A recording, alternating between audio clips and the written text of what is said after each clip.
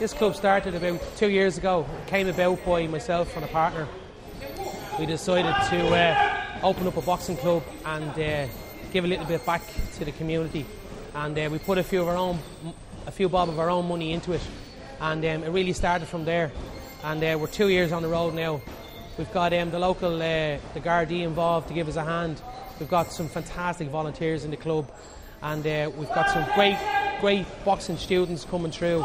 And it's really grown in the last 2 years. And it's basically started. Myself and a friend started, and it was something we always wanted to do, and we did it, and it's grown and grown now at this stage, you know.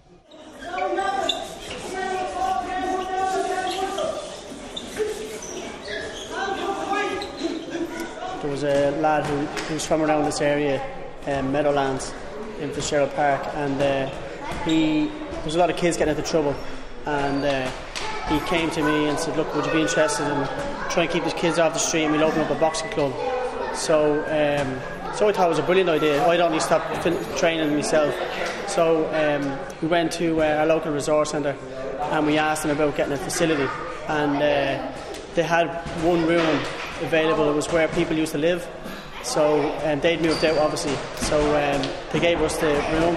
So we moved in there, and we started off with a few bags. We hung a few bags on the walls, and then as the club got bigger, then we pushed through a few walls and got more bags hung up, and then we set up a small little ring in there, and just it's grown and grown and grown, and now we're in this building now. We started in Greenhill for a couple of years.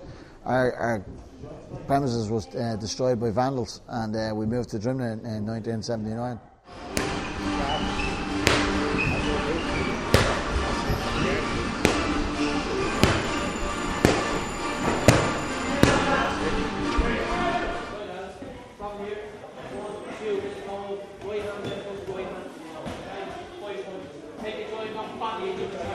Well, over the years when I would have trained, when I started boxing, we went into an old shed in Dunleary, and it was a galvanised shed, and the bags were full of sand, and you know, there was a pipe hanging over the wall with a bit of water dripping out of it, and that was our shower, you know, and there was no proper equipment. And since then, you know, I've seen things grow, but not grow a lot.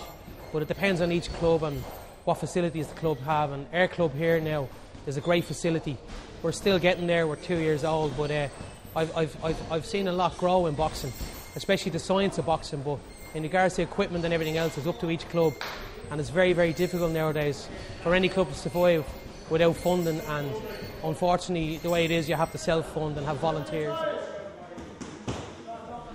Well, the Drimnagh Boxing Club now, we're 45 years old, nearly 46, we're into our 46th year, so what it gives the community, it gets kids off the streets for obvious reasons, you know what I mean?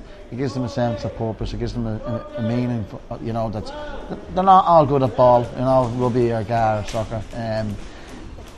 It toughens them up somewhat as well, it gives them a real taste of what discipline is, you know? And discipline basically is in all walks of life, you know, you're disciplined doing your homework, you're disciplined behaving, you know, if you're disciplined with all kinds of things, you know, you're going to go well in life, and that's what it gives them. It gives them a good broad base of what life's about. If you don't put the work in, you get found out, and that's the simple thing about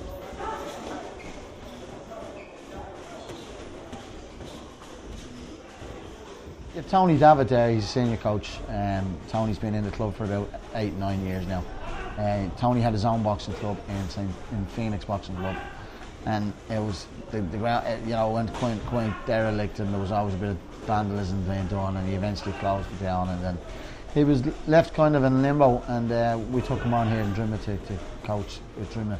I'm part of Drimnagh 31 years, so my brother Fergal is another senior coach, who's again in the 29 and 28 years here in Drimnagh.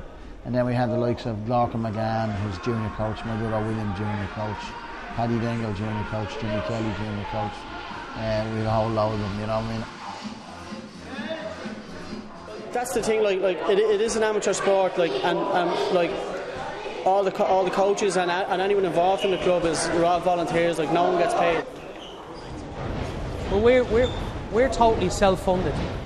as I said about the volunteers earlier on, them volunteers are businessmen, the local Gardaí, myself as a businessman, and also an ex-boxer, martial artist, kickboxer. We're all self-driven, so we run race nights, we run fight nights, and we run different things to raise money, to pay our rent, to pay our service charges, to pay our rates. So we're fully self-sufficient in the sense that we raise our own money. But in saying that, now we have been helped by the Irish Boxing Association. We got a new ring, we got some gloves, we got bags, we applied for a grant, and they've been very, very good to us. And at the moment we're applying for a grant at the moment for a ladies' dressing room in the club. The club is open like three nights, so Monday, Wednesday and Friday. So we're down here like every Monday, Wednesday, Friday from 7. But we're here early, like, so probably from 6:30. They finish up here at 9 o'clock, so we're probably around till 9:30. Then if there's any competitions on the weekend, we're out at the competitions, you know. And then what else? Anything else, like there's sparring sessions going on all the time, so we're constantly on the go all the time. Like, so it is a very big commitment. But what we do is we have a number of coaches, which is good, you know. So we can work it around each other, like, so we all get a share of it, you know.